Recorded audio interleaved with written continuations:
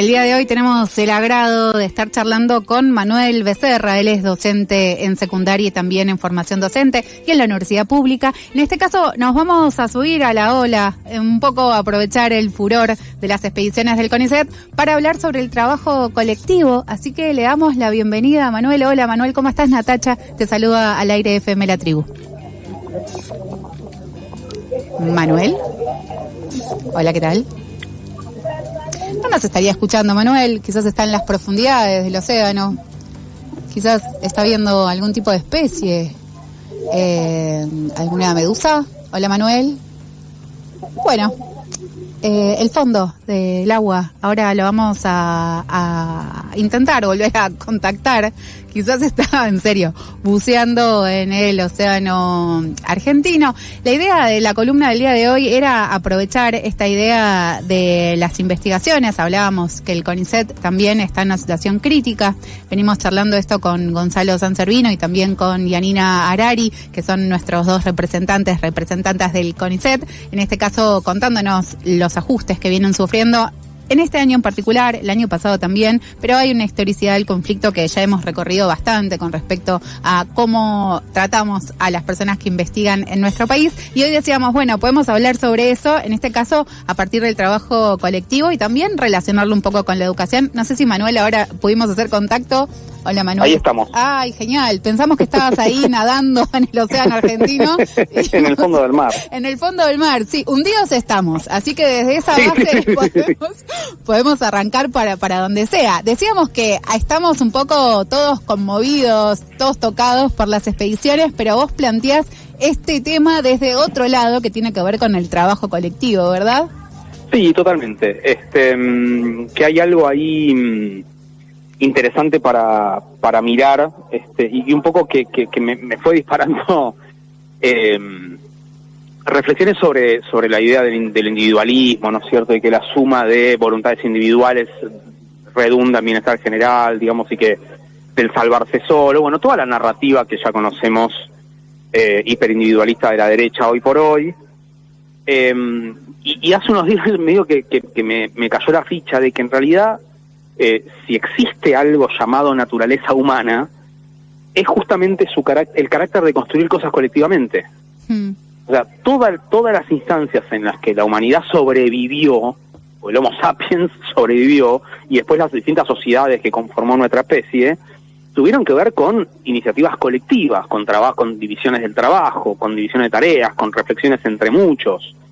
Y eso después, obviamente, a lo largo de la historia se institucionalizó en el Estado, etcétera. Pero quiero decir, este trabajo que a nosotros nos está maravillando y nos conmueve y de repente encontramos belleza en lugares donde no sabíamos que podía llegar a estar, y escuchamos a personas que están hiperapasionadas y obsesionadas con bichos rarísimos submarinos, tiene que ver con una iniciativa colectiva, y incluso se ve ahí mismo cuando ellos están discutiendo qué es esto, qué es eso que tiene ahí, digamos, hay un intercambio incluso al que asistimos en el mismo stream, que tiene que ver con una discusión. ¿Qué es eso? Y después, obviamente, el CONICET como institución, siendo una iniciativa del Estado argentino, colectiva, financiada con los recursos que tiene el Estado, digamos, para que grupos de personas, de científicos, se dediquen a investigar, y la investigación son instancias también de intercambio colectivo, porque se presenta un paper, se revisa, se publica, se discute, se refuta, se mejora.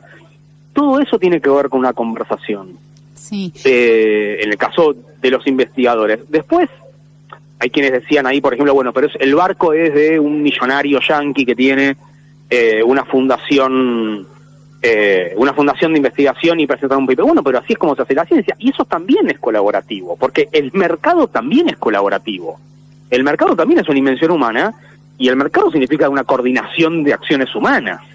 Sí, lo que pasa es que en ese sentido pienso en el mercado que parte desde una desigualdad, ¿no? Lo pienso en el sentido de, digamos, vos estás planteando algo que estoy muy de acuerdo y que es re loco pensarlo desde ese lado, que tiene que ver con el trabajo en equipo como hasta hasta construcción del conocimiento, ¿no? Como una construcción colectiva del conocimiento. Y que desde la educación y desde, ¿no?, el aprendizaje tiene que ver con la interacción con otros. O sea, como que la educación y el aprendizaje es esa el punto de partida, ¿no? Como decir, bueno, ¿qué pasa? Y esto que decís también que me causaba mucha gracia con los especialistas, obviamente de algo que desconozco en absoluto, pero que podían decir, che, ¿esto qué es? No sé, bueno, le voy a preguntar a tal, ¿no? Como esta cooperación de saber que no estamos muy acostumbrados, quizás en esto que vos decís del individualismo. Ahora, en el mercado, y esto que también salió bastante durante la semana, es decir, bueno, ¿quiénes financian la investigación? ¿Quiénes están pensando en cómo se aplica ese conocimiento que también tiene que ver con el campo de la educación, del aprendizaje y del saber, ¿no?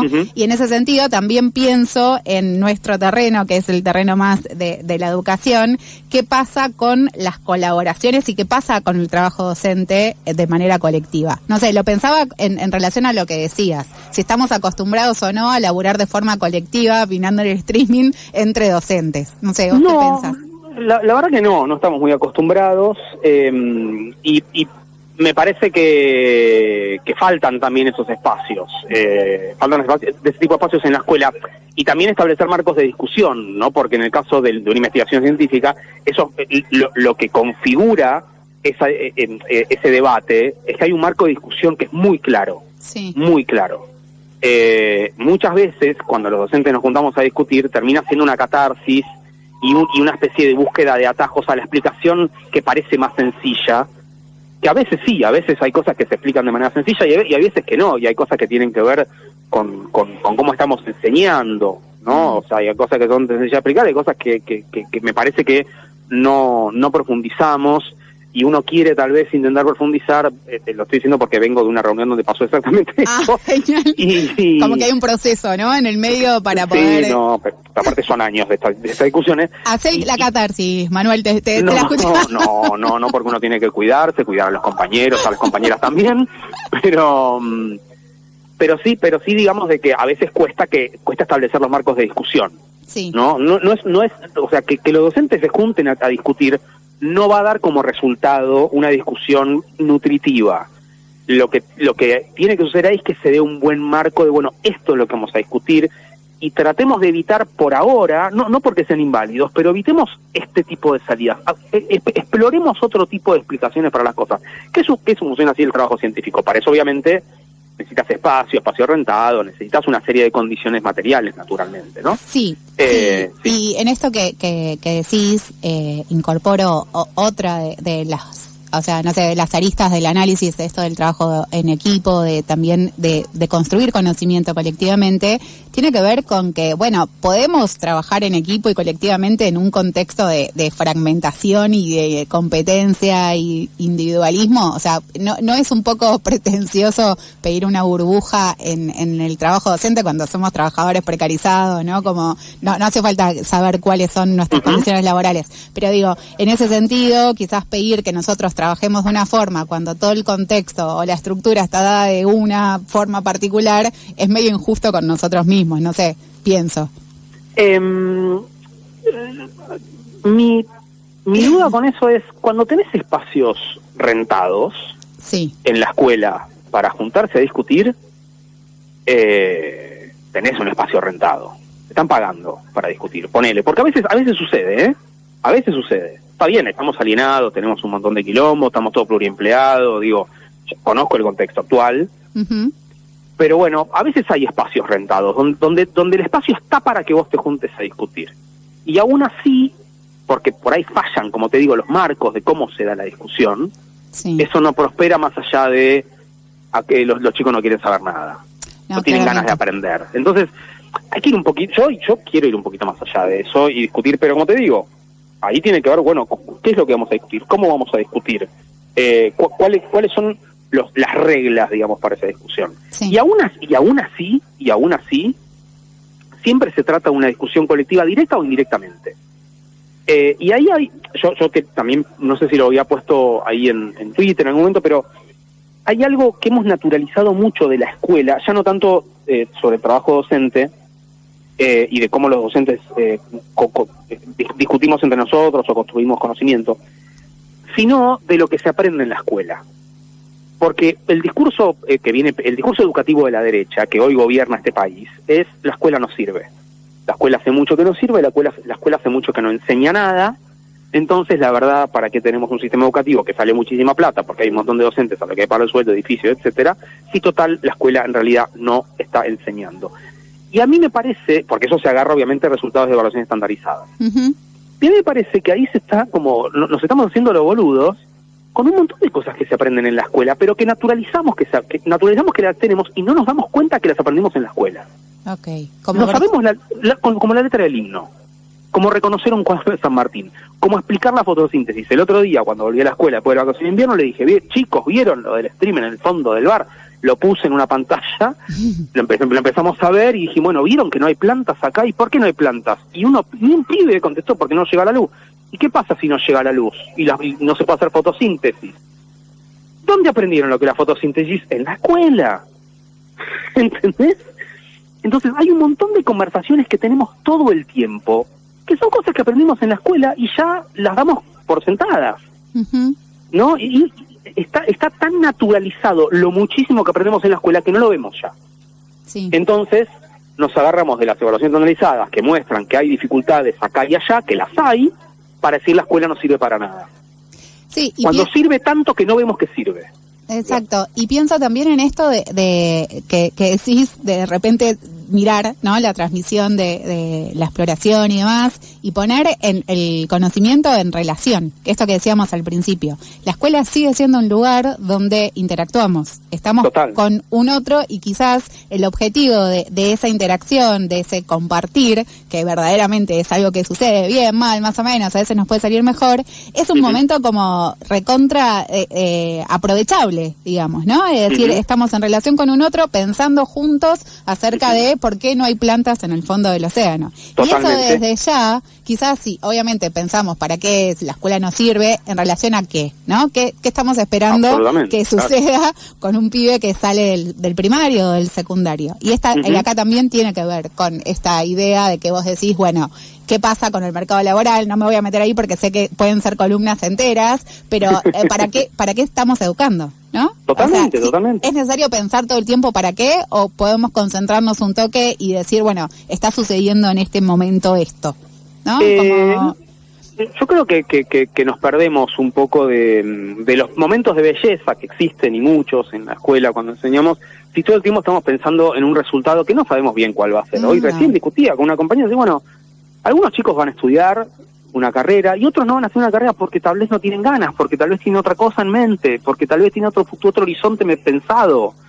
Entonces, si uno piensa, bueno, tengo que formarlos para que estudien una carrera, bueno, no todos tienen ganas o tiempo o la posibilidad, o vaya a saber qué. A mí me encantaría que todos estudien en la universidad, pero eso no va a suceder. Pero yo no sé si eso va a suceder. No. Entonces, en definitiva, bueno, concentrémonos en mirar esto, que es algo que también hoy pensaba. La escuela es un lugar donde, a diferencia de estos tiempos, nos concentramos sobre algunos pocos objetos a lo largo de muchísimos años, 14 años de escolaridad obligatoria, mirando más o menos los mismos objetos, concentrados más o menos sobre los mismos objetos, ¿no? Eso es totalmente contracultural, eso es político, eso rompe con la lógica de la plataformización de nuestro ocio, o sea, rompe con todo. Y de nuevo es colectivo. Y otra cosa que pensaba de mi catarsis anterior es, aún cuando uno tiene momentos en los cuales intenta plantear una discusión y esa discusión se contexta con catarsis, también sirve para pensar cuáles son los discursos que circulan, cómo se arman esos discursos, qué pasa con el cuerpo docente que responde con 3 o 4 clichés más o menos preformateados, pero no para juzgar a compañeros y compañeras, sino para ver, bueno, cómo se armó eso. ¿Qué necesitamos para romper un poco ese tipo de sentidos comunes que circulan? ¿No? Y eso también es colectivo, en definitiva, porque es, bueno, aprender a bancarse ese tipo de narrativas y ver cómo uno las procesa y qué piensa uno a partir de eso. Sí. Volviendo, digamos, a las discusiones entre docentes. Y después, de nuevo, estas cosas que los pibes aprenden en la escuela y que tenemos totalmente naturalizadas, todos aprendimos, no los pibes solos, todos aprendimos en la escuela, y que tenemos tan naturalizadas que no las vemos, se aprendieron con otros y otras, porque es un espacio de comunidad, como todo lo humano, y vos señalabas muy bien que efectivamente el mercado es desigual, pero aún dentro de un marco justamente de desigualdad y de explotación, que es el mercantil, Aún así, el mercado es un colectivo, no de iguales, naturalmente, pero es un colectivo. O sea, sin consumidores no hay oferentes, digamos. Entonces, es un colectivo necesariamente. Lo que quiero decir es, el discurso del hiperindividualismo no tiene verificación empírica en la historia de nuestra especie. Nunca sucedió algo así, no puede suceder algo así, porque cada vez que una persona, un Homo sapiens, se separó del resto, murió. No sobrevivimos solos, de ninguna manera. A duras penas sobrevivimos en comunidad, pero solos menos. Entonces, me parece que hay que volver a poner sobre la mesa, no solamente el deseo político, ético, de construir en comunidad, sino la verdad histórica de que todo lo hemos construido en comunidad. Nunca no construimos nada en comunidad. Es una buena conclusión del fondo del mar, digamos. Es como desde el fondo del mar la construcción de esto, ¿no? Del laburo colectivo. Quizás son especies que viven solas, ¿no? No sé nada sobre biología marina, pero la medusa estaba sola, no estaba en comunidad. O quizás es un ecosistema más acuático, ¿no? Claro, se funciona de otra manera. Obviamente.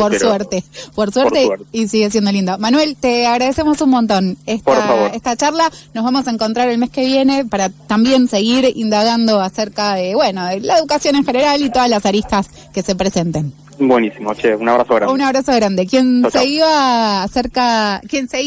Que estaba charlando acerca de qué estaba sucediendo en las profundidades, pero también qué estaba sucediendo en las escuelas, es Manuel Becerra, que es docente en secundaria, es nuestro docente también de confianza, que se hace presente una vez por mes en la columna de Eso que Falta. Nosotras vamos a escuchar algo de música, porque la tarde está divina y me parece que merecemos un tema tan lindo como la tarde, así que vamos a escuchar a Flopa haciendo